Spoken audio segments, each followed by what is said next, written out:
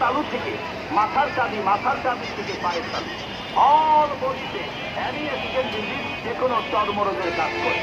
চর্মরোগ নাম এক হয় অনেক প্রকার, যেমন খাজনি পাতলা, দাউদ পাপড়ি, একজিমা বিখাউ।